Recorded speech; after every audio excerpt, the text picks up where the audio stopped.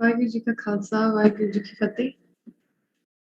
Swamiji started off today's class by saying a poem that 100 times your lapel came into my hands, and when I opened my eyes, it was me all along. That 100 times your lapel came in my hand, but then when I actually opened my eyes, I realized it was me all along. When I didn't meet you, I didn't have a desire or a want. But now that I've seen you, or rather seen a little glimpse of who I am, I cannot live without knowing it fully. I cannot live without you.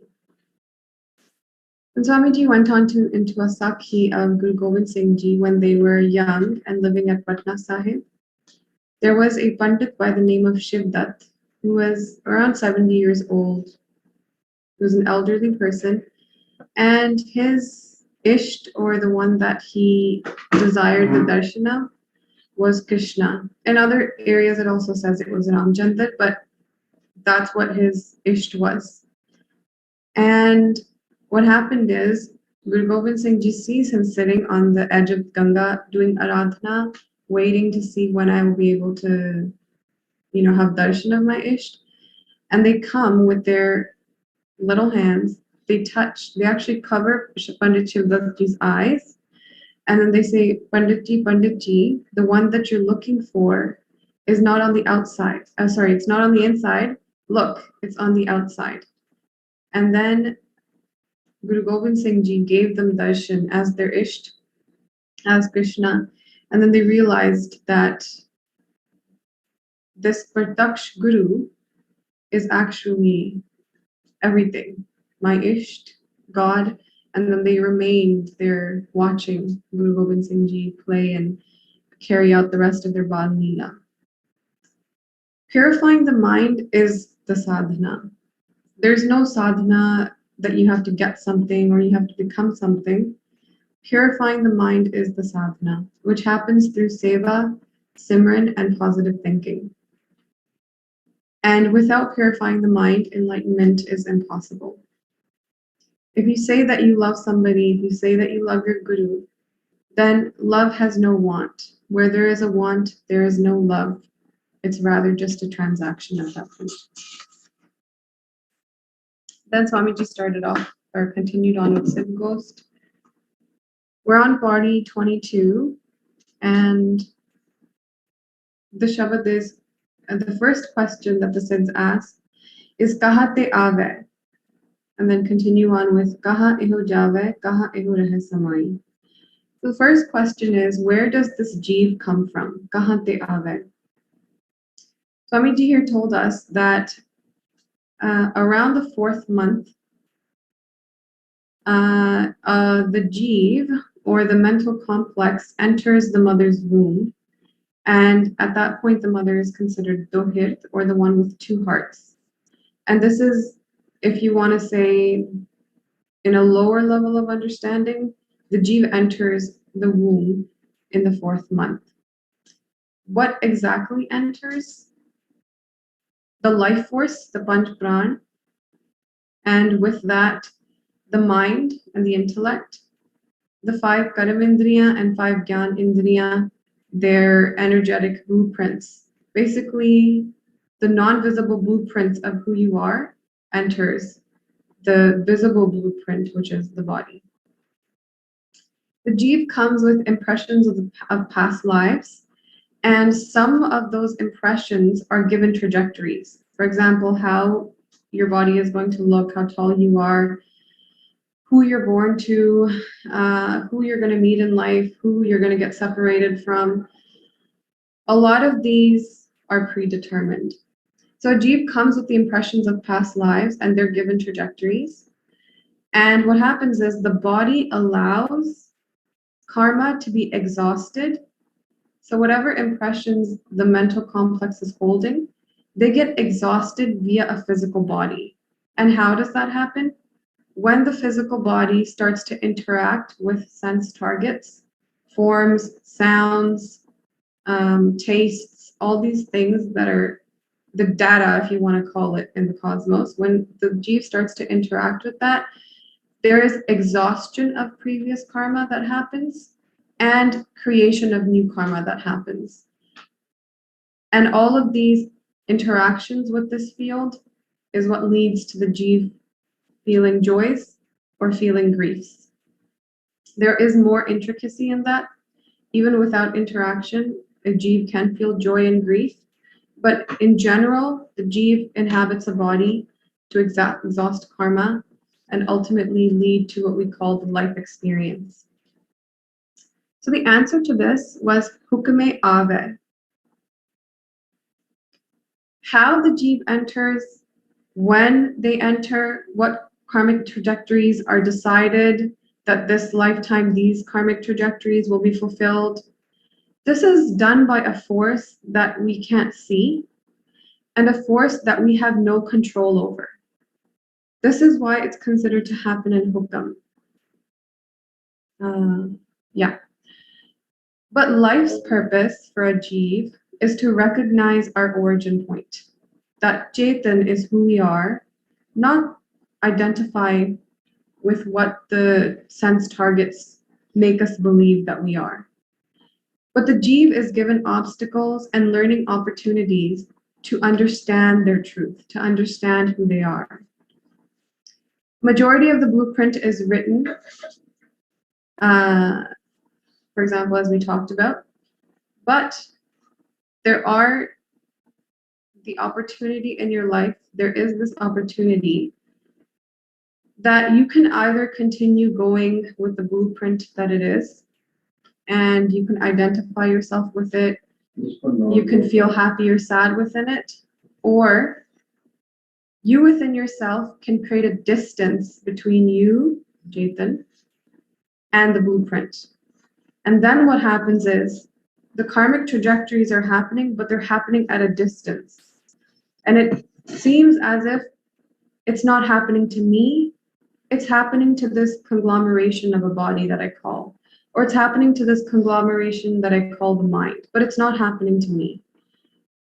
The trajectories are going to play out because that's done by the unseen force. But you have the ability in your life to create a solid, permanent distance between you and the mind-body complex. And that is the only place that in this life that you can find everlasting peace. Otherwise, within the trajectories, they're prone to ups and downs because that's the nature of life. Day, night, a flower comes and it buds and then it withers away and goes back into the earth, makes way for a new life. This is the niyam, or the law, order of nature, that it cycles up and down, up and down, up and down. So the only actual solution for the Jeev is you have to create a permanent distance. If you don't achieve a permanent drid distance between you and the body-mind complex, then through the mental and body identification, you're going to end up creating more karma. You're going to create more impressions that you will exhaust later. The Jeev is entirely responsible for how they respond to situations. You can't always control your situations. You can't control what happens around you, but you do control your response and what actions you take thereafter and what new impressions you end up creating. This is within your hand. And this has largely helped. A lot of the actions that you commit are by habit, are by you doing things unconsciously because you've done them before, they're patterns. But with the Guru's grace, the Guru tells you need to slow down and go behind the pattern so that you can change it. You have to respond differently. You have to break your habits. And then you have to work this life in creating a permanent distance between these trajectories and blueprints so that you can achieve everlasting peace. Hukme Ave. There's 3 types of Jeevs that enter the womb. One is a Jeev that has a lot of pun, a lot of good deeds. One is a Jeev that has a lot of pap or a lot of sin. And the third are Jeevs that have the rest of the ratios, an equivalent amount of pap or sin and virtue. Because there's more people on the planet that have the equivalent amount, it's easier for a jeev that has an equivalent amount of bab and bun to find a womb. So they quickly end up reincarnating. But if there's somebody that has a lot of bun or a lot of bab, you have to find the appropriate womb or the appropriate mother, the appropriate family complex that can house that jeev. For example, obviously when it comes to avatars, their mother and their fathers are beings that have done a lot of tapasya, a lot of bhakti. That's why they're even given the opportunity to house such an immaculate soul. So, for example, Guru Nanak Dev Ji's father and mother, Mehta Kalyan Chand Ji and Mata Sulakhani Ji, no, Mata Tripta Ji, sorry, they are to be talked about with respect. So always mention their names with respect because they have a lot of tapasya and sadhana behind them. And then finally, Hukme Ave. What this Shabad on the very grand scheme actually means is you can't actually pinpoint where the jeev comes from. Because the hukam or the law or the power that's making it happen, you do not have the capacity to know it or to control it. No jeev does. No piece in the whole has the power to control or know the whole. The reason why all of these answers have to do with hukam is because there's no single piece within the play that can control or know the whole. And the hukam is coming from the place of the whole. So jeev in the Shastras, there's 6 things that are considered beginningless. Brahm, Maya, Brahma Maya's relationship, Ishwar, Jeev, and the differences between Ishwar, Jeev, and the other 4. Jeev is also included as you cannot pinpoint where this Jeevness started. But 5 of these end after Brahm Gyan. After enlightenment, only Brahm is deemed to be endless as well. If Brahm Gyan does not happen, then even the other 5 appear as like they're endless because you're still in the game. But the only way to end them is to become enlightened. So what should a jeev do once they've taken a body? You should do a job to take care of your needs like food, shelter, clothing, health, and don't worry about impressing others. Then find a sant, surrender to them, and obtain Brahm Gyan.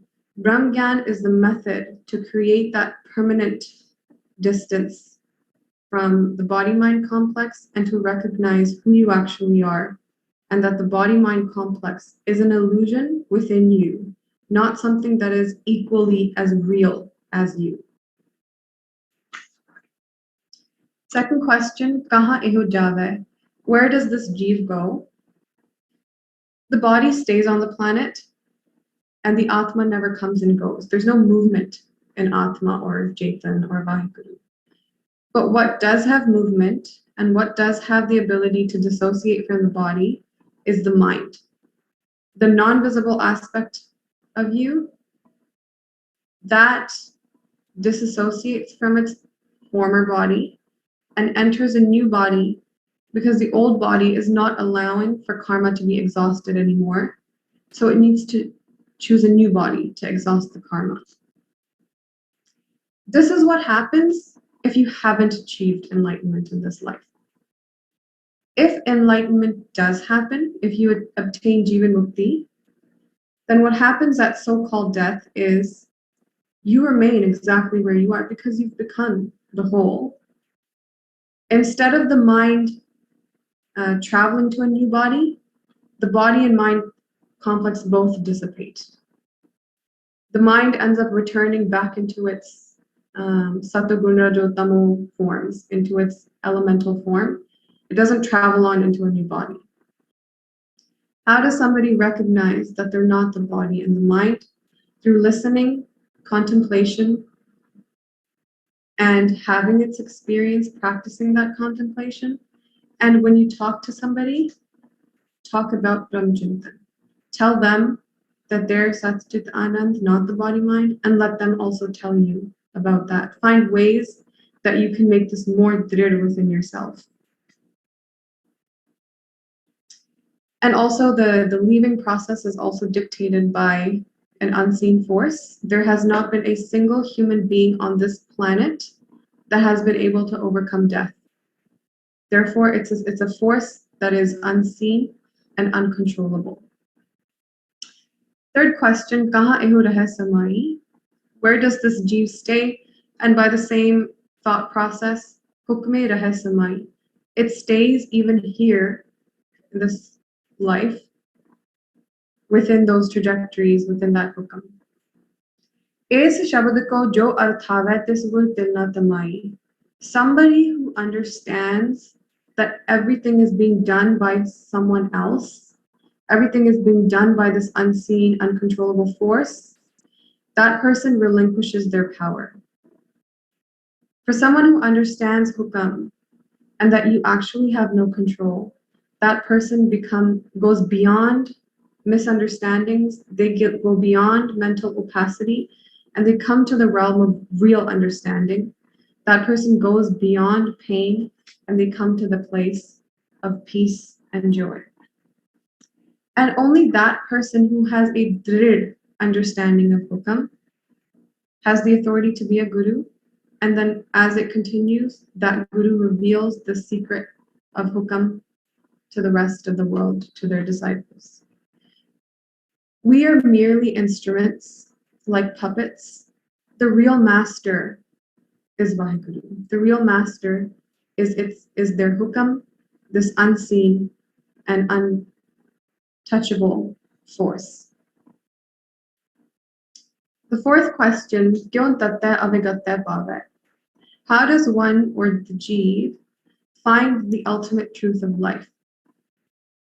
And the reason that tatte is called avigatte is because that ultimate truth or the reality of life cannot be known by the senses, and it cannot be known by the mind either. If you check their positions, the position of your senses, all of your senses are actually pointing outside of your body, or they're positioned in a way that they gain information from the outside, but they don't gain information from the inside. The way that you're structured for the game is that you collect information from the outside. Then look at the structuring of the mind. Its job is to consolidate the information that it's received from the outside. If you tell the mind to go back, the mind asks, where's back? What else am I supposed to go into? There's only one direction, that's the outside. So you see how your structuring is, it's oriented outward. And because it's oriented this way, and because it's limited of its limited capacities, your eye only has the capacity to pick up on forms. Your ears only have the capacity to pick up on sounds. Your mind only has the capacity to pick up on whatever the senses pick up on, and whatever consolidation power you have in your head. Otherwise, there's no way to pick up on something more. You have to become something more. Avigatta means that this ultimate truth, this tat, cannot be grasped by the senses or the mind. And the question is, how does somebody then become this tat, or not rather become, because you already are this, but to realize that this is who you are? Gurumukh lag gaya pyaro. The answer is, first become a guru wala. Do you have somebody that you consider a guru, that you take instruction from, and that you actually follow through with that instruction, and they're there to erase your doubts and all of the slip-ups that you make along the way? And then love them. Have no conditions in front of them. Whether something good or bad happened, don't put that as a condition, because if you love and you still have conditions, then it's actually a transaction, a compromise you've made, something that you're gaining from it. But from a guru, do not have any transactions, don't have any conditions. Just do what they say. Here, a Sakhi Swamiji told was of Bhai Sangat Singh Ji, who was at Chamkaur fighting alongside Guru Maharaj. He looked very much like Guru Maharaj, Guru Gobind Singh Ji. And what happened was, the Singhs really wanted Guru Gobind Singh Ji to leave Chamkaur because they wanted them to be well, healthy, and alive or embodied so that they could help other people in the world. They were still required. And so what the Singhs did was they said, Guru Maharaj, if you leave, by Sangat Singh especially, he said, I'll wear your clothing and I'll sit here and let the Mughals think that you're still here while you leave. And so that's what happened. Guru Maharaj left. Lalkar ke, they didn't leave silently. They left by making noise, and it confused the Mughals. But then the Mughals went in, and Bhai Sangat Singh ended up losing their lives. So the point is, in love, especially in the Guru's love, don't expect to receive something. Don't hold the expectation of receiving. In love, you lose. And the truth is, when you lose everything, that's when you gain everything. Small transactions, you gain small things. When you lose everything, that's the real gain to getting everything. Then ape surta ape karta kaho nanak vicharo. By controlling Maya, when Chetan controls Maya, that complex, the Maya Sabala Brahma complex, is called Ishwar. And Ishwar is that all-knowing entity and all-controlling entity. Ape Surta, Surta meaning that it is the one that sits within you and knows. It is the one that knows every particle, every atom, every transaction, every movement of a leaf, every time an electron or how it is around its nucleus, everything. Like it's almost like a massively powerful, you can't even say that, but the tech that it is, it's just massively sophisticated and powerful. And Ishwar is the one that knows everything and also controls the movement of everything. Everything precisely is controlled and known. So ape surta ape karta kaho nanak vicharo, that with contemplation Guru Nanak Dev Ji is saying that there is ape, there is a self-reflexive force or entity that is also you, that is the thing that is controlling and knowing everything. Hukme ave, hukme jave, hukme rahe samai, pure gurte sajat kamave, gatmit sabde pai. But at the very end, the conclusion is, if you want to experience these mysteries of the cosmos, and you really want to make this life fulfilling, you want to not have to leave the body with regret, then what you need to do is only through the Guru's teachings and Guru's surrender, you need to recognize that which is necessary to recognize, which is worthy to recognize. That is the Atma. Rather, what you need to recognize is that you yourself is Brahman. You are not the things that are covering you or seeming like they're covering you. You have to recognize that you are that cosmic entity. You are Brahman. And you are nothing else at all. And this is the way by which Gatmit Sabde Pai, that you realize that you really are Anandit, you really are blissful, and you're eternally free. You're unbound. There's nothing that binds you. There's nothing that gives you pain. You are Anand, and you are eternally free. This is what we learn through the teachings of the Guru. Pure gurte sach kamave, gatmit sabde pai. So that's it for today. Please forgive me for my mistakes. Vaheguru Ji ka Khalsa, Vaheguru Ji ki Fateh.